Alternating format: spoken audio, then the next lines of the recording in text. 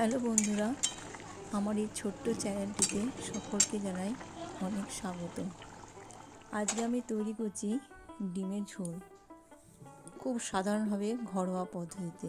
প্রথমে আমি ডিমগুলোকে ভেজে নিয়েছি, এরপর আলুগুলোকেও ভালো করে ভেজে নেব। কখনো কোন মশলা দিলে কীভাবে ডিমের টেস্ট ভালো হয়, অনেকে তো অনেক রকমভাবে করে। এরপর তেলের মধ্যে আলুগুলো তুলে নিয়ে এরপর তেলের মধ্যে দিয়ে দিলাম একটা তেজপাতা আর কুচিয়ে রাখা পেঁয়াজগুলো দিয়ে দিলাম।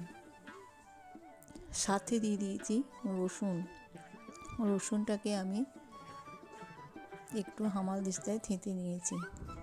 আর দেখিয়ে দিলাম ঘরোয়া মশলা, যার মধ্যে ছিল আদা জিরে বাটা আর একটু লঙ্কা গুঁড়ো আর দুটো কাঁচা লঙ্কা। এইভাবে দিয়েই আমি কীরমভাবে তৈরি করব পদ্ধতিটা দেখে নাও। মশলা কিন্তু প্রায় একই ধরনের, কিন্তু কখন কোন মশলাটা দেব। এরপর পেঁয়াজগুলো আমি ভালো করে হালকাভাবে ভেজে নিয়ে ওর মধ্যে টমেটোটা দিয়ে দিলাম। পুরো ভিডিওটা দেখার জন্য অনুরোধ থাকলো, যারা এখনও সাবস্ক্রাইব করেনি আমার চ্যানেলটিকে তারা সাবস্ক্রাইব করে দিয়ে পুরো ভিডিওটা দেখার জন্য অনুরোধ থাকলো। এরপর দিয়ে দিলাম যে মশলাটা আমি রেখেছিলাম, একসাথে মিশিয়ে রেখেছিলাম, সেই মশলাটা দিয়ে দিলাম। তোমরা চাইলে একটা একটা করেও দিতে পারো মশলা, তাতেও কোনো অসুবিধা হবে না। হাফ হয়েছে আমার মশলাটা ভাজা, তখনই আমি দিয়ে দিলাম এই আলুগুলো দিলে কি হবে, সেদ্ধটাও আমার তাড়াতাড়ি করে হয়ে যাবে আর আলুটা বেশ ওর সাথে মিশে গিয়ে মশলাটাও ভেতরে ঢুকে যাবে। অনেকক্ষণ ধরে বেশ মশলা কষিয়ে কষিয়ে আমি এটা রান্না করে নিলাম। এরপর দিয়ে দিলাম জলটা আমি আমার পরিমাণ মতো দিলাম। নুন কিন্তু এখনও দিইনি, আর একটু মিষ্টি দেবো সেটা আমি দিইনি। এগুলো আমি দিই একটু পরে দিয়ে দিলাম অল্প একটু চিনি আর দিয়ে দিলাম পরিমাণ মতো নুন।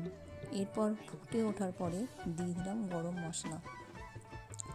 আর একটু সেদ্ধ হবে, দেখলাম আলুগুলো বেশ সেদ্ধ হয়ে গেছে। তারপর আমি দিয়ে দেবো যে ডিমগুলো ভেজে রেখেছিলাম ডিমগুলো। তোমরা এইভাবে তৈরি করে দেখবে, আর এরপর আরেকটু ফুটিয়ে নেব। এইভাবে যদি তৈরি করো দেখবে ডিমের ভীষণ টেস্টি আর স্বাদটা পুরো আলাদা হয়। আশা করছি তোমরা বাড়িতে অবশ্যই রান্না করবে। ফিরে আসবো আবার নতুন নতুন রেসিপি নিয়ে। তোমরা চ্যানেলটাকে সাবস্ক্রাইব করে দিবে, তাহলে তাড়াতাড়ি তোমাদের আগে পৌঁছে যাবে প্রত্যেকটা রেসিপি। সুস্থ থেকো, ভালো থেকো আর আমার ভিডিও দেখতে থেকো। আমি এরকম ঘরোয়া পদ্ধতিতেই রান্না করি, আর ভীষণ খুব সাধারণভাবে হালকা, আর এই গরমে অবশ্যই হালকা রান্নার আমি রেসিপি দেবো। ফিরে আসবো নতুন রেসিপি নিয়ে।